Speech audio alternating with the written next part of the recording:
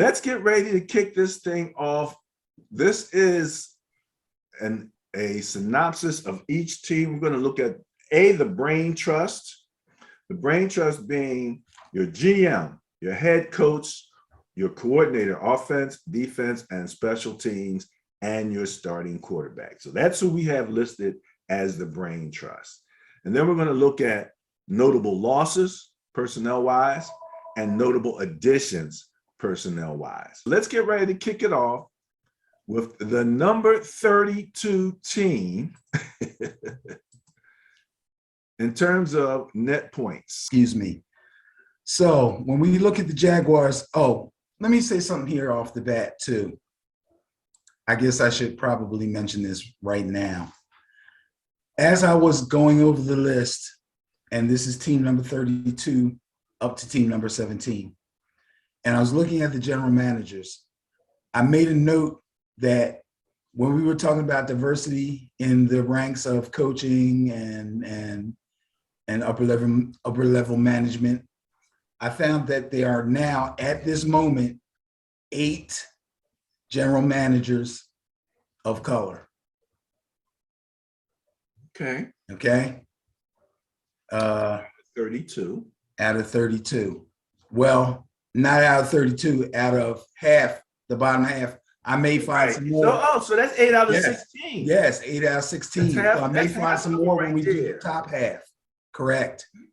Yep. All right. So I'll run through this real quick, and then you can give us some analysis on these things. All right.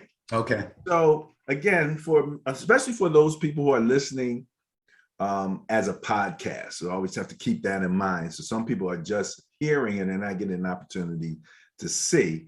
But you can always get over to YouTube and search out Ben and Barry on football, and you'll find us. So number 32, and you'll see an E before this team. That is to let you know that in 2021, they were eliminated from playoff contention. So this is an eliminated team. The Jacksonville Jaguars, they were minus 204 net points. That means that between the points for, the points that they scored, the points against, the points that they allowed defensively, they allowed 204 more points than they scored. Their net was in the negative. And at any one time, based on the Sterling Net Point Power Rankings, you realize that half of the team is in the negative. So the GM is Trent Baalke. The head coach is Doug Peterson. The offensive coordinator is Press Taylor. Defensive coordinator is Mike Caldwell. Special teams coordinator is Heath Farwell. And the quarterback is Trevor Lawrence. Right. Who I think is pretty good. I like Trevor Lawrence. He had a tough situation that he came into with their crazy coach last year. So what do you have on this? Yeah, I believe Trevor Lawrence has the ability to become a really good NFL quarterback. No doubt about that. He's already spoken about the difference between the new head coach, Doug Peterson, and his old head coach, that guy from Ohio State. But I'll tell you this, I was pretty impressed with this brain trust. Let's start off with the GM, Trent Baalke. Trent Baalke was hired by Jacksonville in January of 2021. So he's been there for a year now. Trent Baalke has a beautiful resume. He spent most of his career in the front office of the San Francisco 49ers, team that you know well, a team that you love. He was, in fact, executive of the year in 2011 for the 49ers. And he was also the GM when they won a couple Super Bowls. The head coach is Doug Peterson. Obviously, he's an Andy Reid disciple. He was Andy Reid's offensive coordinator for a couple of years. And he was head coach of the Eagles when they won their one and only Super Bowl. Press Taylor is the offensive coordinator. He was an assistant with the Eagles. So Doug Peterson knows him well. I'm pretty sure because they've worked so well together in the past, that's why Doug Peterson brought Press Taylor along. and the defense coordinator is Mike Caldwell. He's a first-time coordinator. He's been a linebackers coach with the Eagles, Cardinals, and the Jets, and with Tampa Bay. But Doug Peterson hired him to be his defensive coordinator. And like I said, I think these guys will work well with Trevor Lawrence. Things should be looking up for the Jags. Awesome, awesome. So I know I was supposed to actually look up a little bit more on the special teams coordinator, but I'll just again mention Heath Farwell, special teams coordinator. Now, Benny, Yes. next up, we have the roster changes. Biggest losses: Brandon Linder, center; DJ Shark, wide receiver; and Andrew Norwell, offensive guard. Biggest additions or signings: Brandon Scherf, offensive guard; Christian Kirk, which we've talked a lot about that one, and Foye Oluokun, linebacker. Did I say that well? Yes, I think so. They got the number 1 pick, round 1, pick 1. They took Trayvon Walker, defensive end from Georgia. They also took at the number 27th pick in the first round, Devin Lloyd, inside linebacker. They picked up a center. Let's go back there. They picked up a center, Luke Fortner. And they have Chad Muma, a linebacker from Wyoming. So that's what we have. We looked at round 1 through 3 for each one of these teams. I'm sure that there'll be somebody coming out of 4 through 7 that'll be a surprise, but the highest propensity for success lies in those first 3 rounds. So we want to see how that works out. And that's why we're working with this particular group. So Mr. Fantasy, what do you like about this? Well, when you look at fantasy, obviously linemen don't have a whole lot to do with it. But their number 1 pick, the first pick overall, was Trayvon Walker from Georgia, defensive end. He's going to be a stud, no doubt about that. I believe I had Devin Lloyd listed pretty high in my linebacker looks. Their big losses aren't that big to me. I don't think they're going to be hurt by any of these losses. And some people may say fantasy-wise, DJ Shark was a pretty good receiver. He's being replaced by Christian Kirk, who's basically the same guy, maybe even a little younger and a little faster. The big deal with Christian Kirk is he got a whole heck of a lot of money. He's going to have to earn it. But I like Christian Kirk. He's not a bad player. The real big addition for them is Brandon Scherf, the offensive guard. He's a 5-time Pro Bowler. They got him from the Washington Commanders. So that's their biggest addition right there. Wow, I didn't realize that. Yes, they got to protect Lawrence, and they know it. Well, they got what they needed in terms of that and the signings, and then they obviously got their defense some help. I see 3 defensive players and a center. So in the first 3 rounds, so you can tell where their priorities were. All right, next up, the New York Jets, minus 194 net points for the year. GM is Joe Douglas. Head coach is Robert Saleh. Offensive coordinator is Mike LaFleur. Defensive coordinator is Jeff Ulbrich. Special teams is Brant Boyer. And they have a young, didn't Zach Wilson, their quarterback, did he come out the same year as Trevor Lawrence? Yes. Okay. So what do you have on these guys? Okay, first of all, Joe Douglas has been the GM there since 2019. Started out his front office career in the NFL as a scout with the Ravens and the Bears. And was also vice president of player personnel for the Eagles. The head coach, Robert Saleh, came over from the 49ers. He was their defensive coordinator for a few years. This is his second season with the Jets coming up. I like Robert Saleh also, by the way. He's a defensive head coach, as they like to say. He leans on the defense. His offensive coordinator is Mike LaFleur. who was just hired in 2021. Here we have some coaching bloodlines. We talked about bloodlines. We got coaching bloodlines here. He is the brother of Packers head coach Matt LaFleur. He was a quarterback and wide receiver coach with the Browns, the Falcons, and the 49ers before being hired by the Jets. And the DC is Jeff Ulbrich. He's just hired last season. He came through the ranks as a special teams coach and a linebacker coach with the Falcons. Don't know a whole lot about the special teams coach, but I believe that Zach Wilson is pretty much the quarterback that the Jets have committed to. They're going to work with him and try to build the team around him. And I don't see any problem with that. I think Zach Wilson has all the skills to be a really good quarterback. As far as additions and subtractions, I'll tell you this.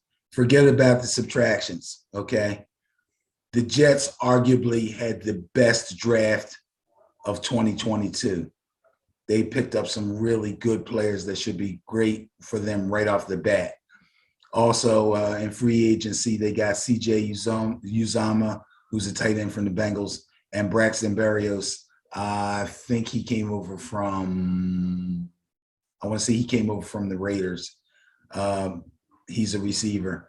But on top of that, their draft picks were great. They had 3 number ones. Sauce Gardner, corner, was the first one. Garrett Wilson, who is a number 1 wide receiver out of Ohio State, and Jermaine Johnson, who looks like he's going to be a stud defensive end out of Florida State. Those guys should all start right off the bat. And there's a good chance that Breece Hall, running back out of Iowa State, will also make a dent in the starting lineup. I think that the Jets' running back situation is a little in flux. That's going to leave room for Breece Hall to get in there. All right. And what about Jeremy Ruckert? I kind of remember him. I think they talked about him pretty highly. Well, he was a good college player. Obviously, Ohio State was loaded. He looks like he could be a really good tight end, but I don't know if he's got enough to break into the starting role right away. Okay. Especially since they picked up Uzama from the Bengals. Right. You always got to think about who else is there. CJ, that's right. Okay. That takes care of the Jets. All right. So that was what, 32, 31? This will be 30. The Houston Texans with minus 172 net points for the season. GM is Nick Caserio. New head coach Lovie Smith. Offensive coordinator Pep Hamilton. Defensive coordinator none listed. And that is not a name. There was none listed. Yeah, let me check something. I could have swore I wrote a note down. There's a good chance that Lovie Smith is going to call the defenses, and it's possible that they didn't hire anybody, but let me kind of double check. All right. And then or if you want to double check while I'm giving what I have. Yeah, you can do that. Because I'll tell you what, there were some hirings done just recently within the last couple of days. Yeah, that's part of the challenge with this information. Right. It will change on you. Right. And then let's not forget quarterback Davis Mills as the quarterback of this brain trust that we're talking about here. So Houston Texans, what do you think about those guys so far? Well, let me start with Davis Mills. After losing Deshaun Watson, I think the Texans decided that they were going to try to let Davis Mills have a chance at being their starting quarterback of the future. Obviously, they could have went the free agent route. They could have drafted somebody. They chose not to. They like Davis Mills. I happen to like Davis Mills. I think Davis Mills has pretty good skills, but they're going to have to build the team around him a little bit. They're not really strong in a lot of skill positions, which is going to hamper him some, but I think he'll play well enough to keep the job. So from the front office part of it, we're looking at Nick Caserio, who came from the Patriots organization. Always good to start there, I would say, when you're building a brain trust. Nick Caserio has been the GM there since 2021, and he was a scout and a personnel assistant with the Patriots in the past. Head coach is Lovie Smith. Everybody knows Lovie Smith's name. He's been head coach before with the Chicago Bears and with the Tampa Bay Buccaneers, as well as with the University of Illinois. He's got 2 Super Bowl appearances as a defensive coordinator for the Rams and as the head coach of the Bears. That was in 2006. His offensive coordinator is Pep Hamilton. Pep Hamilton has a really extensive resume. He's been a quarterback coach and an offensive coordinator at an HBCU, by the way, at Howard University. He was also a quarterback coach with the Jets, the 49ers, and the Bears, as well as a offensive coordinator and quarterback coach at the at Stanford University. He's also been an assistant head coach with the Browns and the University of Michigan, and has also worked for the Chargers and the Texans. That was just last year. So this guy's been around for a long time, coached at a lot of different levels and with a lot of different NFL teams. Sometimes we talk about offensive and defense coordinators getting jobs that they deserve or don't deserve. A lot of these guys have very, very extensive resumes. They've been around, they've worked their way up, and they probably deserve to get the jobs that they've gotten. Whether or not they do a good job remains to be seen, but that's what we're looking at right now. We talked about Davis Mills. As far as additions and subtractions. Before you go there, Benny, let me Yes. mention that they are listing Lovie Smith as the defensive coordinator. Okay, that's why I kind of figured that when they didn't say another name. All righty. So next up with the roster on the Texans, biggest loss, Deshaun Watson, Obviously. Justin Reed, and Marcus Cannon, offensive tackle. Biggest additions, Malik Collins, defensive tackle, Desmond King, defensive back, Brandon Cooks, wide receiver. They had 11 picks, but we're looking at the first 3 rounds. They picked up Derek Stingley Jr., cornerback from LSU in round 1, and they also got the 15th pick. They got Kenyon Green, a guard out of Texas A&M.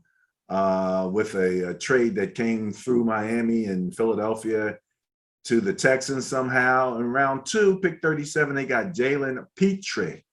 That's what I'm going to say. Safety from Baylor.